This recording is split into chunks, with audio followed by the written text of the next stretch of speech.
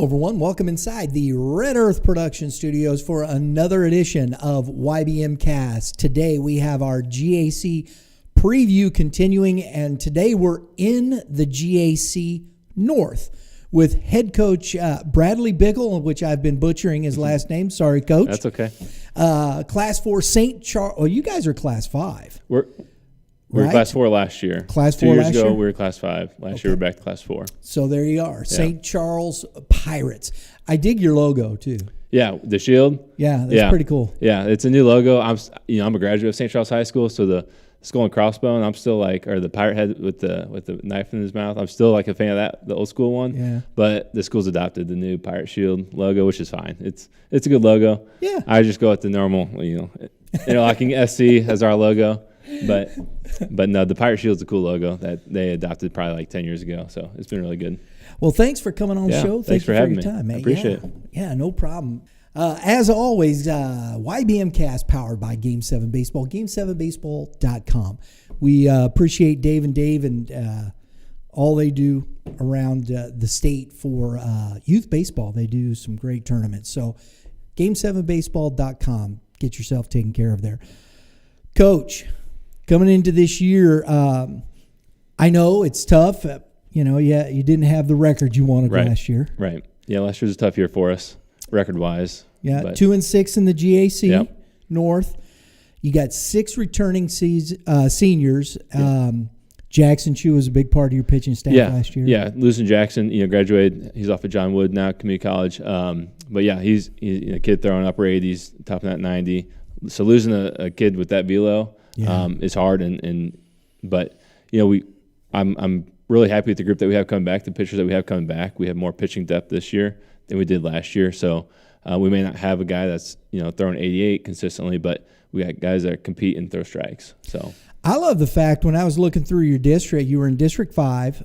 You gave John Burroughs all they wanted. Yeah. Jackson pitched a heck of a game.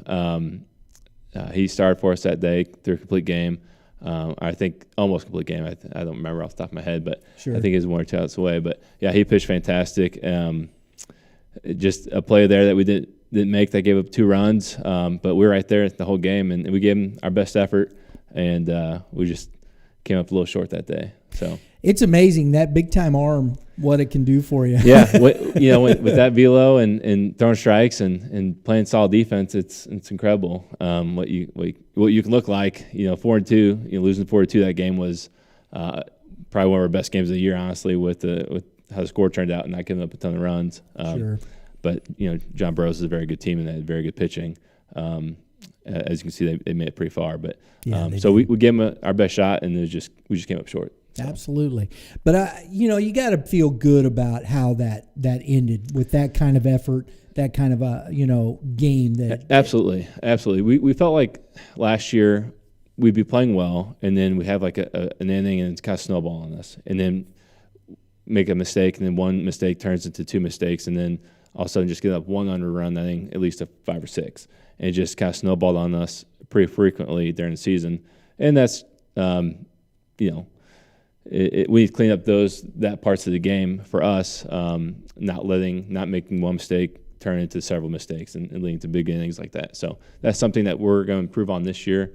The mental side of the game is an area that I've not done a good enough job with our players. So that's somewhere where I'm really trying to improve this upcoming season with what we're doing.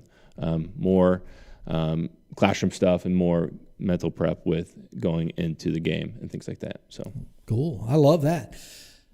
Pitching, of course, is always. I always start with pitching and defense because I'm from the old Tommy Lasorda side. Yeah. I say that every time here, and I don't mind. Play pitching and defense, hit a couple bombs, and let's go home. That's exactly right. That's as a pitcher. That's former pitcher myself. You go out there, compete, and throw strikes, and just keep your defense ready. So that's pitching defense. That's all you need. Exactly. As a pitcher, I'd rather win a game 1-0 than 13-10. So there you go. I'll take I don't blame you there. Yeah. Keeps the ERA down. Exactly. So we got a couple guys that I don't know will have a lot of names, but Nick Pugh, Toby Goodwin. How do you see those guys make an impact on the pitching staff? Nick's gonna be our number 1 this year. if you look at stats last year, they don't add up to what he did for us. Every single game he came out and competed, gave us a shot to win every time he pitched because he threw strikes. He didn't walk a ton of guys, but we struggled defensively at times. We struggled hitting at times. So Nick's going to be our go-to guy this year. He signed to play at McKendree next year for baseball. He's a heck of an athlete. If you watch him on a basketball court, he's a fantastic shooter. But as a baseball player, he'll be a shortstop for us. He'll be our number one pitcher. So he's a guy I'm really counting on to step up for us. And he got off to a slow start with the bat last year, but towards the end of the season, he really started picking it up and started hitting really well for us. So I think he hit like 250 last year, and I think he's going to surpass that easily this year. I think he's going to have a really good year for us. So very good. And Mr. Goodwin? Yeah, Toby. Toby just sees the ball, hits the ball. He hit 507 last year as a junior, first team All-State infielder. Simple approach. I mean, the big thing for him last year was halfway through the season, hitting 500, he started seeing more curveballs and had to adjust to that, seeing curveballs and fastball counts because people started, seeing who he was and seeing that he can hit a fastball. So that was a slight adjustment for him that he had to make, and he did that very well last year in the middle of the season. So that happens, especially when you get into, one day you may see a kid and he's pummeling a fastball. On Wednesday, you probably ain't going to see that same fastball, are you? Right, exactly right, yeah. Especially like the day two starter in a conference play. We play Tuesday, Wednesday for conference games. Usually that Wednesday, the starter, that number two starter is kind of a soft tossing guy or doesn't, mixes up, pitches backwards a lot of times in our conference. And so you got to be ready to hit other than fastballs. So in order to be successful. So that's real. You got behind the plate. When you start building defense, you start with that middle. Who's the guy that's going to be that anchor back there? Yeah, so we'll have 3 catchers on the varsity roster this year. We have 2 coming back. All 3 are coming back. Caleb Mertz caught a little bit for us last year. He'll be more of a relief guy for us this year. I think our main catcher is going to be Ken Hughes. He'll be a senior, and then Carter Dorlock will be a junior for us. Carter caught most of the games last year as a junior, but Ken's got a ton of upside, tons of talent. Carter works extremely hard. He can play anywhere in the infield, anywhere in the outfield. He pitches. He's just kind of a super utility guy that will do anything that you ask. I mean, he's a guy that will go out there. He'll be the dirtiest player, as far as like uniform wise. By the time game's over, no matter where he's playing, he's gonna be the dirtiest because he's gonna find a way to get dirty and make a difference in the game. So. Hey, that's what soap's for, right? Yeah, exactly right. Exactly right. I don't know how often he washed his uniform last year, but that's okay. So those 3 guys will, have all caught, and I think Ken and Carter will do most of the catching for us this year. Very good.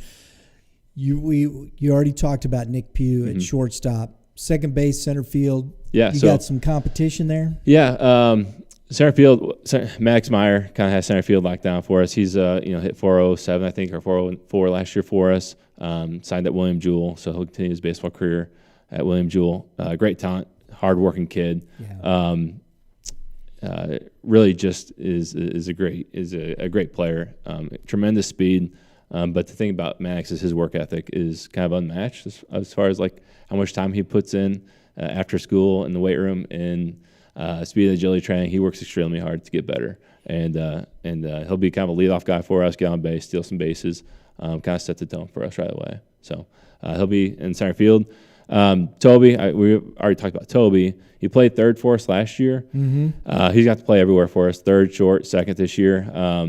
He's probably projected to be more of a second baseman in college, so we'll probably work him there as much as possible just to help with his development, and then I'll have a sophomore kids and a couple of juniors fighting for that third base position on a consistent basis. So very good.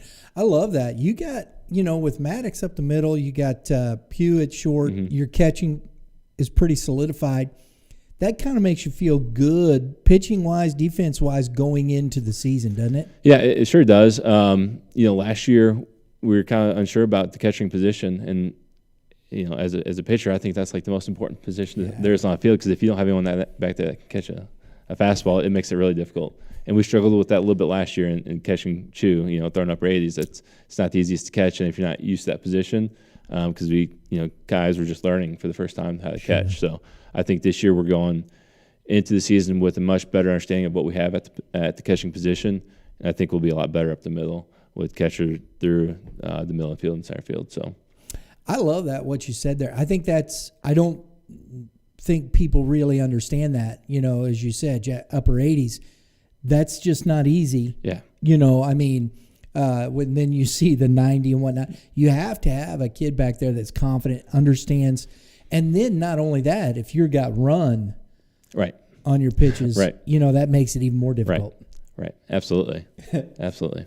And as an umpire, I've umpired a lot in high school and whatnot. And, that you have somebody back there that you trust as a catcher, you might lose a strike or two, right? Yeah. And I'm not sure umpires, trusted what we had necessarily last year because, like I said, those guys were all learning. It's a brand new position to those guys, and they worked extremely hard and did their best. And this year, I think with having that experience from last year, it'll be much better and hopefully gain that trust of umpires better this year. So hopefully get a few calls our way. It makes a difference. It does. Absolutely. It's true, and it's not.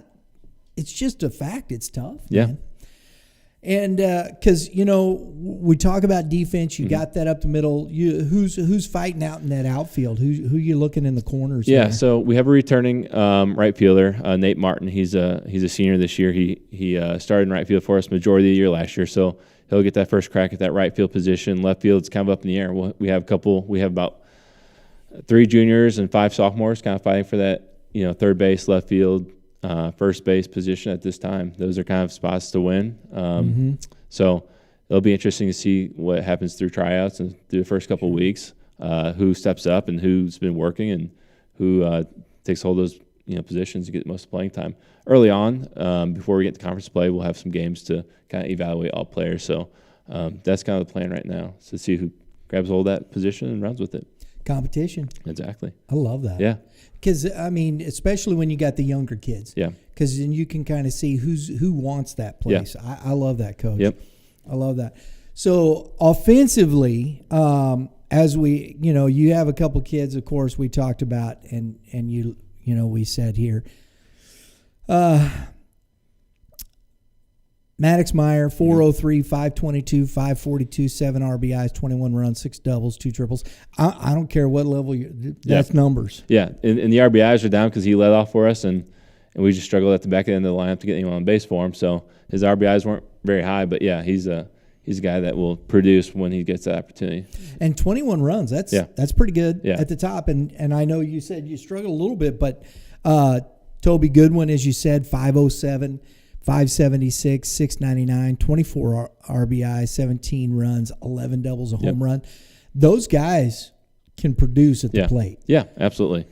Who are the guys you evidently those are middle of the order guys. Yeah. Or are you leaving Maddox at the top? We'll probably keep Maddox at the top. Nick Pugh will probably be in the 2-hole because he's a contact guy. Can hit the ball wherever he wants. I mean, Nick had a home run last year for us.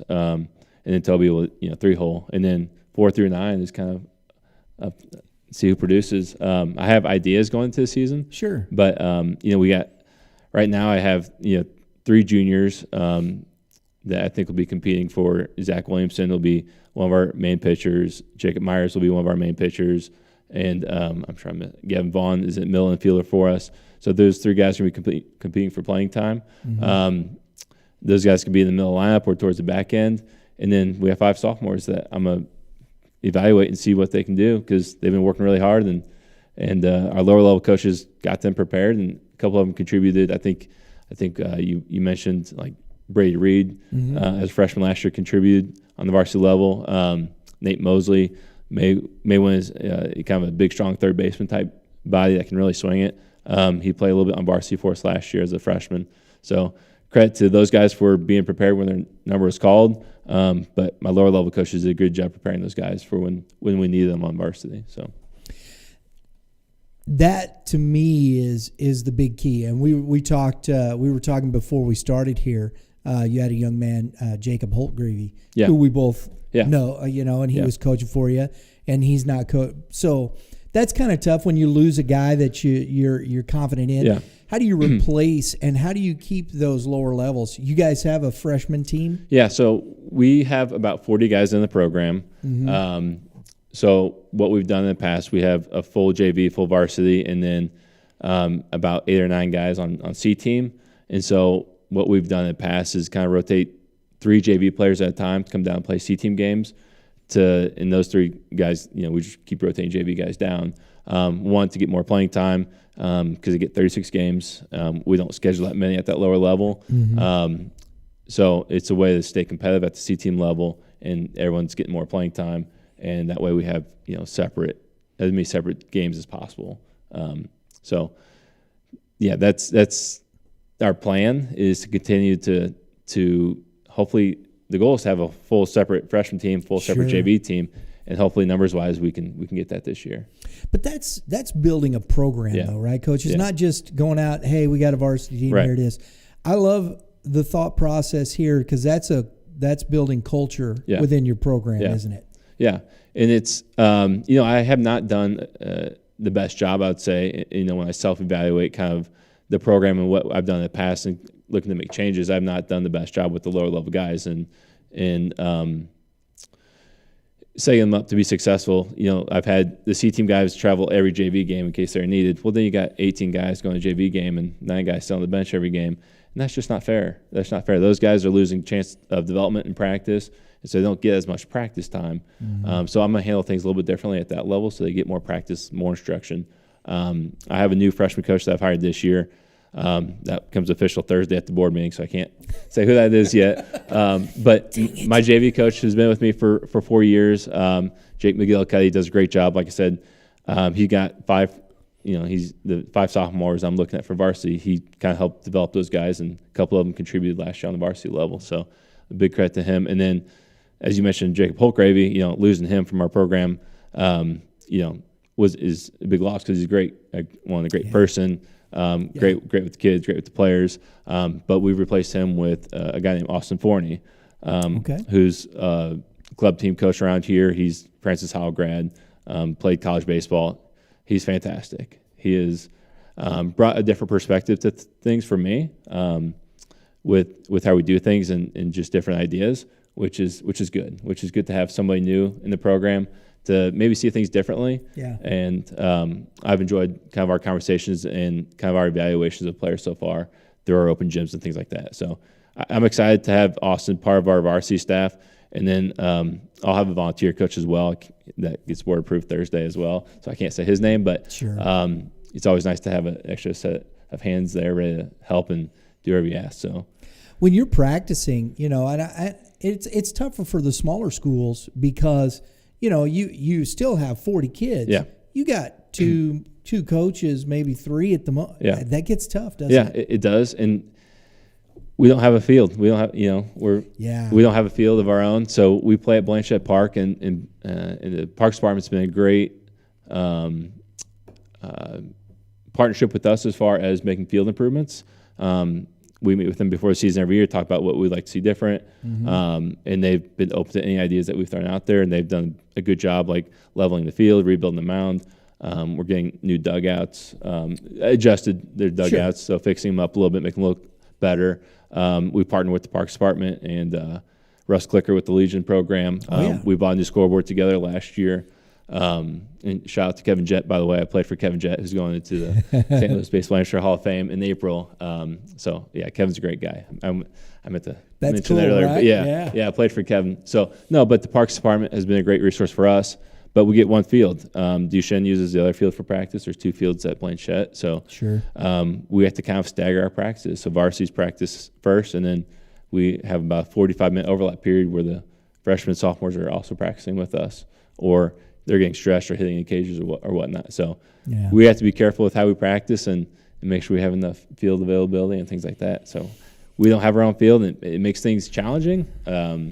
But we do the best that we can. Do you see that changing, or is that pretty much going to stay the way it is, Coach? We're just landlocked. We don't have space for a baseball field, honestly. So I see it staying, but that's how it's always been. It is what it is. It is what it is, and luckily, Parks Department has reached out and they've offered to make some improvements and listen. And we appreciate them and their willingness to make their facility better. So. Because Blanche, it's a nice venue, and the field, where it's at as far as that's concerned, because I've been out there many times. Yeah, exactly. Yeah, and was out there. It was a great atmosphere. I remember, it was a couple of years ago. You guys were facing off against Newell and St. Charles West. That was a heck of a baseball game. Yeah, that was. For them, no, I'm joking. No, that was. It was a close game. It was a good game. Yeah, it really was a good game. Because we were fighting for Sam Myers. Yeah, yes. who's at St. Charles Community College now. His younger brother Jacob's a pitcher for us. Oh, very good. He's a junior. Got tons of upside. He works extremely hard as well. But that was we were both fighting for the conference to win conference in those 2 games, and they got us that one, and then we had a rain out and then make up like a week later, and they got us again. But if we could have split one of those games, we would have shared the conference. But that's okay. Coach Allen, I know you've talked to Coach Allen before. He's a good friend of mine. We coached together for I think 6 or 7 years at St. Charles High, and then he went over to the West. So he became the enemy. He did. He did. And being a St. Charles High grad, I'm not supposed to like St. Charles West and not supposed to root for them. But Coach Allen's a friend, and I got a ton of respect for that guy. And so he's a good dude. He's a very good dude. So I always kind of root for him. And he talks about High. He goes, it's because he graduated from there. Nero? Coach Allen? He's from Nebraska. Yeah, he's from Nebraska. He's from Nebraska. He was coaching. He's coaching there with us. Yeah. So he's got the ties there. It's still a little tough at times, I'm sure. Yeah. But this is what it's about, and hopefully, we're looking at getting some more opportunities for GAC Game of the Week. I'd love to have that match. We're going to see if we can work that out and get that matchup with you guys and West. And hopefully we're both playing good baseball, and it's a good crowd and absolutely. That's always more fun. That's when the rivalry stuff, man. Exactly. I think back to the game that you brought up 2 years ago. There's a good crowd there at that game. That was a big crowd. Yes, it was. Well, and two, it's not like they're solid players. You guys are competing. I think, just talking to you with the talent you got, I think both teams right now, I don't see why you're not improving on your record from last year. Wherever that takes you, of course, is what it is. But you have the talent there, Coach. Yeah, we do. We our talent is built. You look at our teams can be mostly seniors, juniors, and sophomores. We expect our sophomores to contribute at the varsity level. Obviously, it'd be great if you're playing JV for that developmental. We had enough guys to hold up as juniors and seniors on varsity. But the school our size, that's just not how it is. But it gets guys plenty of opportunity to play early and get exposure and see varsity baseball, because that's where the ultimate goal is for guys to get, is playing and contributing at the varsity level. So, we have tons of talent at St. Charles High. We just don't have the 90 guys coming out, but that's okay.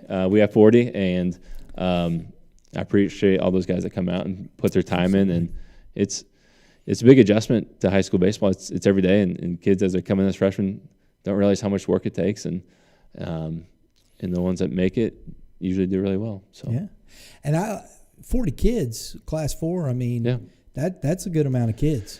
Yeah, we've pretty much stayed consistent with that, around 40 every year. So do all of them stick it out through the entire season? No. There's things that happen that, they don't make it through the full season, but we usually start with about 40 guys and go from there. So very good. Very good. Coach, appreciate your time. Yeah, man. Appreciate you having me on. Pretty painless, right? Oh, yeah, it's great. I'm just pumped to get the opportunity to talk about St. Charles High baseball and the GAC North. I think it's a really good conference. Some really good coaches, Coach Stokes at Winfield, Coach Eric at Warrenton, Justin at North Point, and Coach Allen and Coach Kendall at West and North Farm.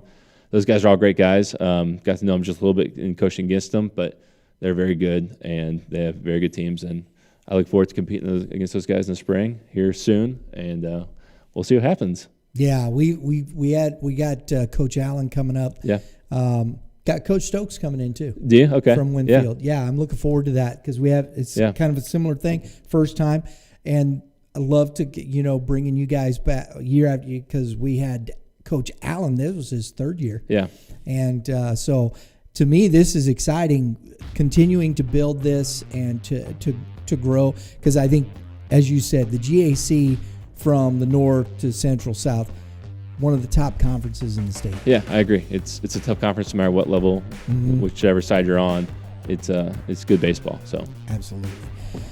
Okay, everybody. St. Charles head coach. I can't. Got to keep that W out of there, right? St. Charles Pirates head coach Brad Bichel. Good luck to you, Coach. Thank you. I appreciate it. All right. Everybody, thanks for tuning in. Remember, if you're looking for some uniforms, go down see the folks at Prime Sports Midwest. That's primesportsmw.com. Get your uniforms. Get yourself set up for the season. Tell them YBM sent you. We do appreciate it. Subscribe. Hit that dinger next to it, because that's what we do around here. We hit dingers. And that'll get you all your notifications for upcoming episodes. We appreciate it. Leave a comment. Everybody, have a great day in the Lord. Always remember, pitchers, keep throwing strikes, and hitters, Coach, what should hitters do? Come up with an approach. Have an approach. I like that. That's a good one. There's more good advice. We'll see y'all next time.